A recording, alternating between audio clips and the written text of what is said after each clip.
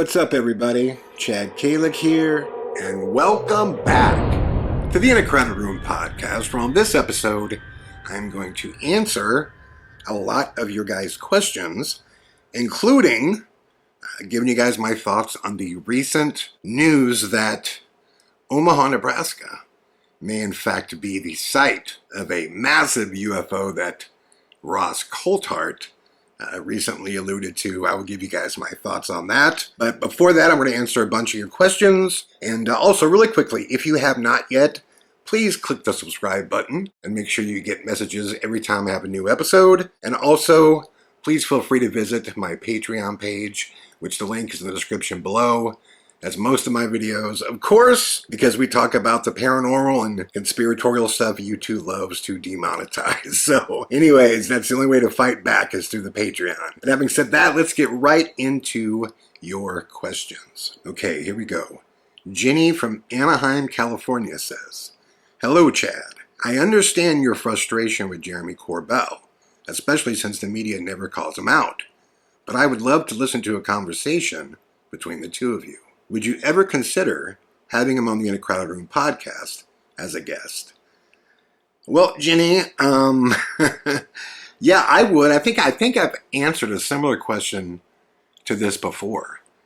I would be totally down to bring him on the podcast, but I don't think there is a chance in hell that he would want to do that. I agree, the media doesn't call him out. And I don't understand why. I mean, I kind of get it in the sense that the UFO story is just a big deal in the press. And they get a lot of clicks and all that stuff. So anytime you have something new, they just want to break the news, right? But at the same time, how many consistent things can you release that are so quickly debunked? And it's kind of a bummer because, let me say this. I don't hate Jeremy. I don't know him as a person. And when he first came out and I first kind of found out who he was, I was very complimentary on his documentary work, the Bob Lazar documentary, especially his work as a director of photography. So I don't know him as a person. And initially I thought it was kind of cool that, this documentarian was releasing footage. So I was kind of rooting for him, but it's just like any other thing in life, right? Say you moved into a new place, right? You just move into a new apartment or something, and you're just meeting new people. If you met someone and they were pretty cool, and you're like, oh, wow, it's a pretty cool guy, or a pretty cool girl, and you start asking them about, the city that you just moved to, right? After about a month, if you found out they just lied to you over and over and over and over again, you probably wouldn't want to talk to them anymore. Probably wouldn't want to hear from them anymore. That's kind of how I view Corbell. As a filmmaker, and as somebody who's a director of photography, I know that he knows the stuff that he's releasing is BS. And that is my real problem with him. Beyond the hypocrisy, when you hear him talk about how he's in for the long run, he's ready to fight, and it's total bullshit that people have information and they're not sharing it. But then he'll allude to things that he, quote, knows, the jellyfish footage. He's like, I don't have the part of the footage where the jellyfish goes into the ocean that shoots into the ocean and takes off, but I know where it's located. It's like, okay, tell us. Can't, man. Can't. That is such hypocrisy when he's screaming at the government, tell us what you know. And he's doing the same shit. He's playing a gatekeeper. So that tells me either, he's full of shit or that he doesn't really have anything. But either way, it just doesn't pass the sniff test, So it's not that I hate him as an individual. Hate's a real strong word, and I don't really hate anybody. I don't know him, but I would love to sit down with him and be like, I have some questions for you, my friend. But he would never, I'm telling you, he would never do that. And he would never do it because he knows I'm a filmmaker. He knows that I know what he should know. So he would never, ever, ever do that. But it's a great question. Maybe I'll hop on Instagram. He's followed me on Instagram for a long time. And so maybe I will hop on Instagram and just fire off an invitation to him and see what he says. But I could pretty much guarantee that invitation would go unchecked. So anyways, good question though. Bobby Finley from Alberta, Canada says, "Hey Chad, so good to hear you're back and doing well. Thank you, Bobby. I was just wondering if investigating the UFO phenomena has made you more of a believer or more skeptical." It's a really, really good question. And I know a lot of the times I seem really negative against a lot of the UFO stuff. And it's just because so much of the stuff that comes out publicly, to me, is so clearly being driven by agents of disinformation. So that really bums me out. But just like investigating ghosts and mysterious supernatural phenomena, you kind of learn the same thing with ghost hunting that you do with kind of UFO investigations, is that far more than you initially thought can be explained. So it only strengthens how special that like 1% of things are that can't be explained. Like, you know, with ghost hunting and paranormal, like I've heard people say, oh, like 90% of the time you could explain what happened. I would say 99% of the time there's an explanation. But there are those events that are so unique and so special that you know damn well there is no known explanation for what they are. And kind of the same thing with UFOs. That's how I feel, I guess. There are definitely some cases and some footage and some things that I've researched that I'm like, man, there is just no possible way.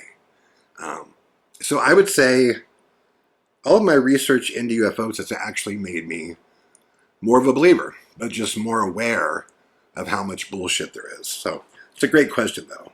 Lena Myers from Abilene, Texas says, "Hello, Mr. Kalick. Perhaps I missed it, but have you spoken about what you saw while you were in the ICU? I'm very interested in your story, as I've also had an NDE, or a near-death experience, in which I would love to know and compare our experiences." I haven't spoken in great detail about what occurred. I have mentioned to you guys, and you're going to see a whole lot. You're going to see everything that happened in the Harbingers docuseries. But yes, I did spend 14 days in intensive care in the ICU. And, well, you'll see this in the film, but I was initially given a 5% chance of surviving. And what, God, I like, see, I'm sorry, I get all worked up even thinking about all of it. Well, I don't want to leave this question in the dark. I want to give you something. I'll tell you what, there's some interesting stuff here that I can actually talk about that's really cool. For the documentary, it's weird how technology has come along to make this possible, but there were definitely things that I saw and experienced that I would typically never have the ability to actually show you guys. But I have taken the time over the last 5-6 months to really learn like the video component of AI and how to recreate those things. And yeah, so what's going to be super cool about this is, and I'm working on it right now, I'll be able to show everybody exactly what I experienced during that time. But I will tell you the one thing about it that confused the hell out of me. There was this, you know, you hear the term, like, my life flashed before my eyes. I always, when I heard that in the past, I always thought that meant like a quick thing, like a, you know, just a collection of really fast, powerful moments or something. The 14 days that I spent in there, it seemed like years. Because for some reason, in my head and my mind, I went on this crazy journey, but it was moving backwards. Everything was moving backwards in time. It started out where I saw myself like in the operating room. But I was older. I was way older. I remember looking at myself being like, damn, you're so old, you know? And there was a series of events that were important, things that I had experienced, some things I hadn't even thought about since they happened. And I started kind of going backwards in time, and I couldn't figure out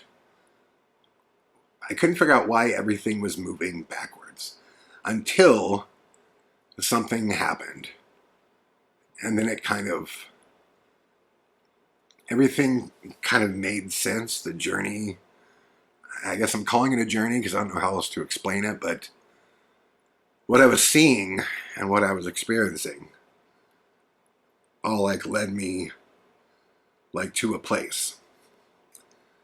And what was really bizarre too is at the time, there's a big difference between being in a coma and being in like medically induced sleep, or I guess sometimes they call it medically induced coma. But I could hear a lot of the times I could hear people in the room, and I was aware enough to know when I was kind of in a dream state and when I could hear people. Guys, I'm sorry if my voice is cracking right now. This is such a fucking powerful thing for me. But yeah, I guess that's all I really want to share right now. But get ready because you're going to see exactly what I experienced. And like I said, at first it seems super confusing and like, what is this? But it went to a place where it suddenly made incredible sense. But anyways, it's a very good question, and I hope I understand why you're asking this question, because anybody who's ever had a near-death experience, it is a remarkable, life-changing thing. I don't wish it upon anybody. I mean, I would never wanted to go through what I went through. But I'm thankful for it. I'm thankful that I have it, that I had it, because it really like, I no longer have a fear of there not being something else. I believe that there is another stage that we go on to, for a lot of reasons. One being that death has a feeling, like there's a feel. And it was the second time in my life that I felt that. It was the same feeling. And you can feel it, man, just like it's sticking its hands in your chest, You can just feel it. And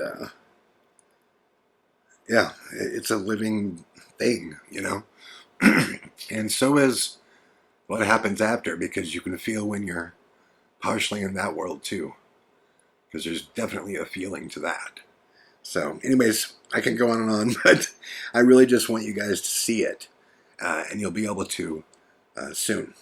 But it's a very good question. Thank you. Thank you, Lena Myers from Abilene, Texas, for asking. Okay, give me just a few minutes and I'll be right back, guys. Okay, I'm back. Sorry. Sorry, everybody. I didn't mean to get so worked up about that. Like I said, just a powerful experience, but great question. Jessica from Seneca, South Carolina says, "Hey, Chad, love the 20-minute Harbingers teaser. Just wondering if you have any updates for us." Yeah, I do, which is that it's coming along very, very well.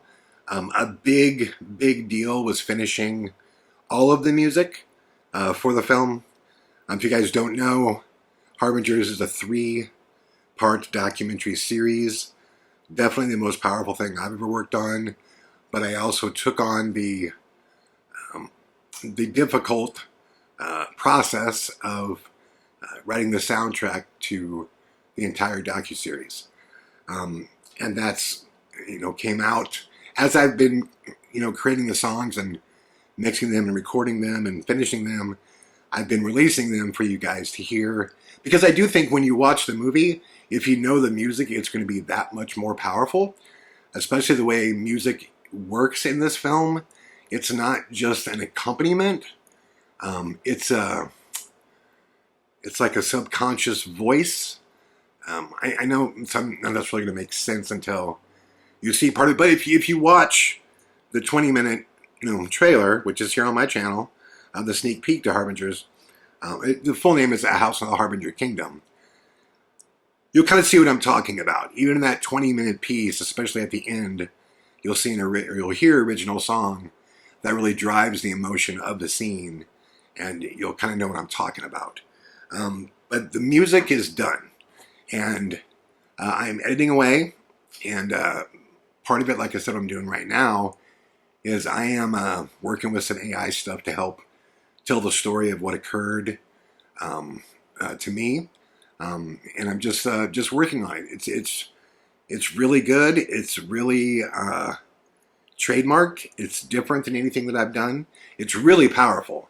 It's just incredibly powerful, and there's a lot of trust that people put in me and talked about things and opened up about things that they had never discussed before. And I know what it takes to do that, so I want to be really careful with people's trust and just make sure this story is told properly.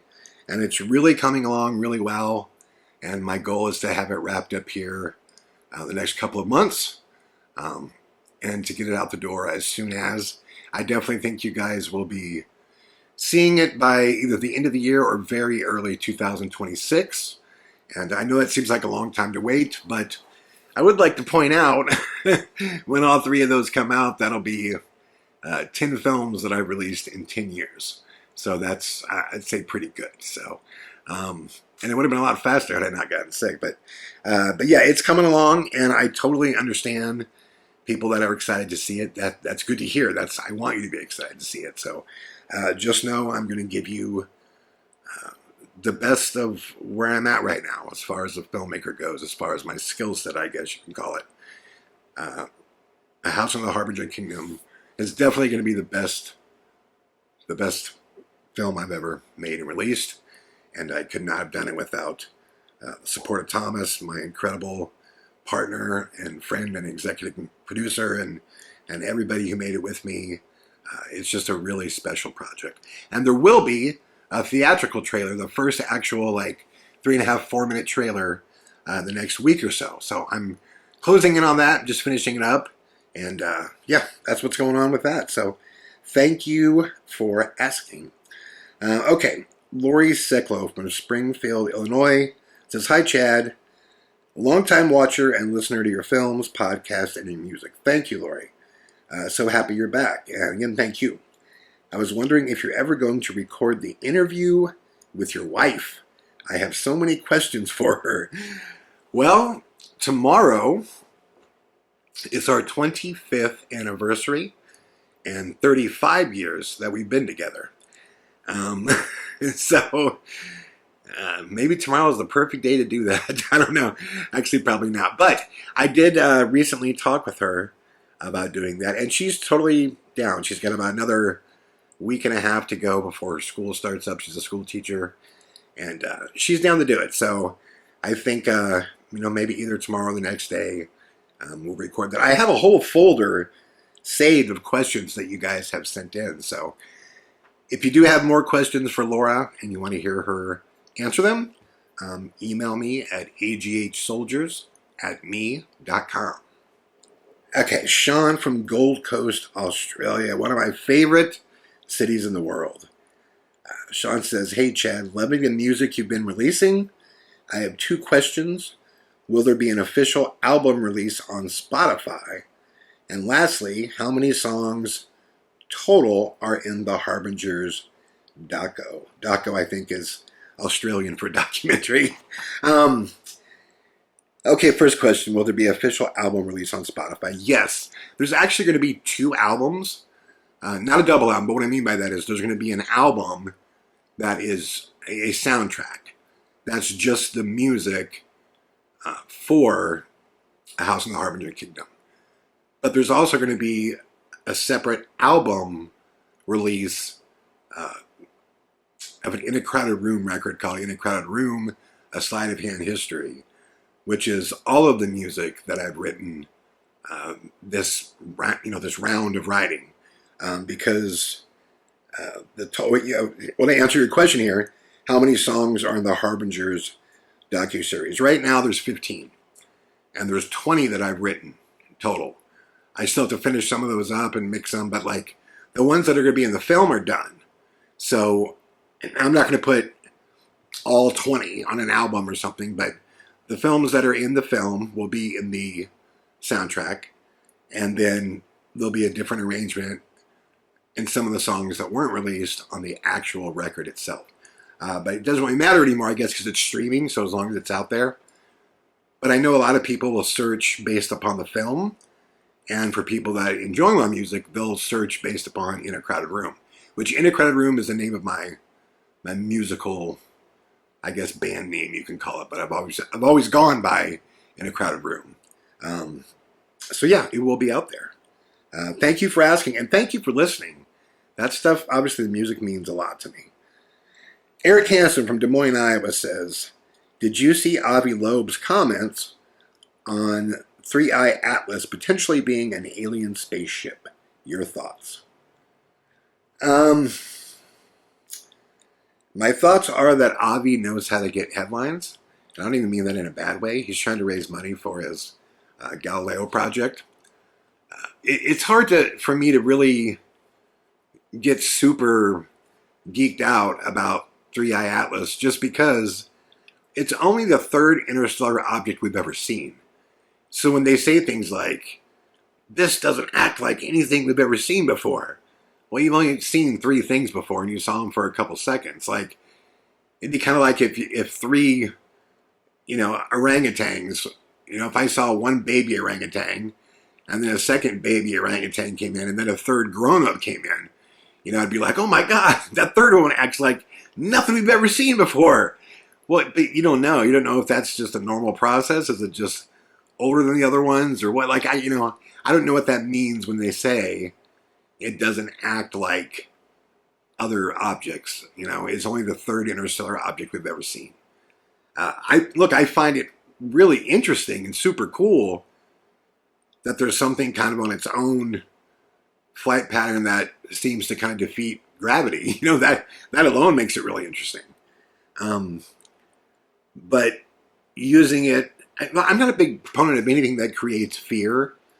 And when Avi is like, when it passes Earth, it'll be behind the sun, and it would be the perfect time to, eject different smaller ships, and we never see them coming and stuff like that. I'm just like, come on, man.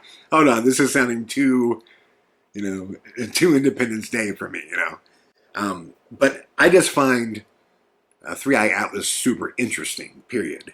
But I do think that there is, I do think there is something coming, something in the UFO world that's going to hit sometime soon. And it's more because I've followed the path of what Skyfall wrote, and that's actually really lining up like crazy. It really does line up. So I do think something is going to happen. I've always felt like the government's going to try to do something to make us fear space. You know what I mean? There's all kinds of different ways you can pull that shit off. So, but I do think something is coming. I don't know what that is. It's a total guess for me, but I do think something is coming. And lastly, many of you asked me about the latest big news story in the UFO community, which is that Ross Coulthard, a while ago, I think it was probably a couple months ago, or maybe even longer, he came out and said that he thought, or he said he knew factually, of a UFO that was in the possession of the United States that was so large that it couldn't be moved, and there was actually a building built on top of it. Which that story alone sounds completely ridiculous, but that's what he said, and he said it with a lot of confidence. Well, yesterday there was this girl that came out, Moneypenny. She goes by Moneypenny. And it was funny. She had done a lot of research on, quote, ChatGPT, and she put out a message to Ross Coulthart telling him he had 3 hours to contact her. And she was going to release her thoughts on supposedly this massive UFO and where it was at. And so just because it was such a brazen threat, I was like, all right, I'm in. I'm in long enough to listen to what she has to say. And she basically laid out the fact that she thought that it was potentially Offutt Air Force Base in Omaha, Nebraska. And a lot of people started jumping in and saying why they thought that could be true. And I can't stress enough to you guys how much I don't believe this. That's not only my backyard, but I know people. Well, look, Offutt Air Force Base is SAC, Strategic Air Command. It's where most of our big missiles are controlled from. It also has, which a lot of people learned on 9/11, it also has our underground, the primary presidential facility. When 9/11 happened, if you guys remember, they scrambled 2 Air Force Ones and a plane called Doomsday One. And they all went different places, and they all landed in different places. And one of the Air Force Ones landed in Omaha, Nebraska. And then they later revealed that right after 9/11 happened, that George Bush was in Omaha. What I can tell you is that that was true, but I can also tell you for a fact that George Bush did not land on Air Force One. He landed on a private airfield. I can't tell you guys why I know that, but what I can tell you is that I have family that works at Strategic Air Command at Offutt Air Force Base. Remember, my dad was a career engineer as well for the Air Force. I do know a little bit from hearing family stories and stuff about Offutt Air Force Base. One of the things that Moneypenny pointed out, this gal Moneypenny, you could search Moneypenny Offutt Air Force Base, and it'll come right up in your search window. I don't want her to claim my video or whatever. But she talked about how below this building, supposedly there was a triangle UFO scene above Offutt, and then there was this new building they made, and they asked the government for money, and they gave money right away, and that all these readings and all these things that were done shows that there's something beneath this building. And I know for a fact, yeah, there is something beneath Offutt Air Force Base, and it's many, many layers of an Air Force Base. I mean, I know of 11 stories below ground that exist, and there's more beyond that. I mean, again, I just know through family. I'll just say that. And I've never heard anybody say that there's a giant UFO sitting below Offutt Air Force Base. It makes absolutely no sense. It makes no sense to me that any government would find a massive UFO that crashed, and it was as big as a football field, and they went, well, we can't move it because it's too big and we might break it. All right, let's build an embassy on it. Like, that doesn't make any sense to me whatsoever. This whole story in general, I think, is bullshit. I think Ross Coulthart is not the hardened journalist that he says he is. Or maybe he tries to be and he's just not that great with it. But all of these guys tell these crazy stories and don't have an ounce, not an ounce, of anything that is first-person hard evidence. And that's what gets so damn difficult about all of it. But I don't believe Moneypenny is correct. I definitely don't believe Ross Coulthart was referring to Offutt Air Force Base. I don't believe Ross knows what he's referring to. I think he's probably heard some big stories and he's just saying them. But not that I've never been to Strategic Air Command. I've never been underground at any of the floors in Omaha. But I can tell you that there are definitely tunnels too that go from Offutt Air Force Base throughout Omaha that are underground. And I have been in the underground Omaha tunnels. And that's a fact. And it's crazy that those areas, I don't even know what these tunnels are for. They're very creepy. But there's a lot of underground stuff at Omaha, and the primary reason for it is because of Strategic Air Command. That's why. So, anyways, that's what I know, everybody. Thank you all for your questions. Great questions. As always, feel free to send me any questions you may have at aghsoldiers@me.com. And much love, everybody. I will be back tomorrow with more. All the best.